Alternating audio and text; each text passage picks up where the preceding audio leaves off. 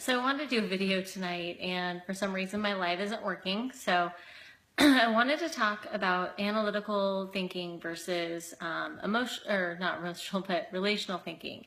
And the reason why I'm bringing this up is because this is something that's been such a hot topic in my family. My husband and I have recently been in counseling. Not ashamed at all. I think every good relationship goes through times where you kind of have to readjust, reevaluate, and kind of figure things out together. And one thing I got to say about my husband is he is absolutely amazing. He's willing to look inside himself and look at the situation from his own little analytical standpoint and realize that, sometimes we need help. And it's really, really cool because this most recent bout of counseling has taught us that he is a rational thinker and not a rational, an analytical / rational, and I am a relational. And the cool thing about that is that once you kind of figure out how the other person thinks, you could try to relate to them more. So for me, I'm always thinking about what I could do for other people, thinking about how to make things easier for other people, thinking about what I can do to just bless other people like constantly, which is a good thing and a bad thing because sometimes it puts me in a category where it's just like overwhelmed and just crazy.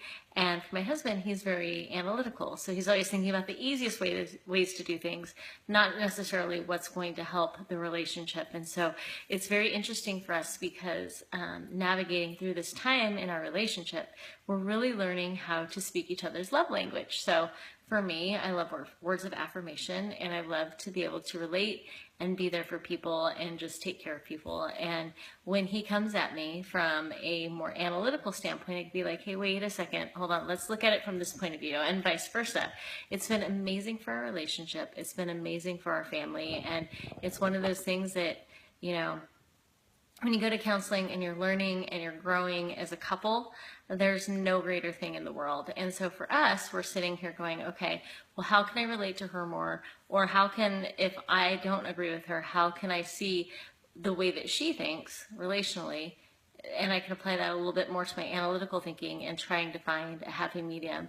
It's been a really, really cool thing. And if you have to go to counseling as a couple or by yourself, there is no shame in that. It is an amazing experience. And we've been so lucky and so blessed to have such a great counselor that has been able to help us just decipher each other's love languages and the way that we relate to each other. So if you're an analytical thinker, you're going to think more along the lines of spreadsheets and the quickest and easiest way to look at things. And if you are more of a relational, you're going to think more about the relationship and not always so much the, easy way to do things, but the way to keep your relationship strong and steady. So I'm not sure if this helps, but I wanted to put this out there because it's very, very interesting to actually go through this situation and to really learn and grow through a time that has been really, really crazy for us. So hope everybody's having a great day.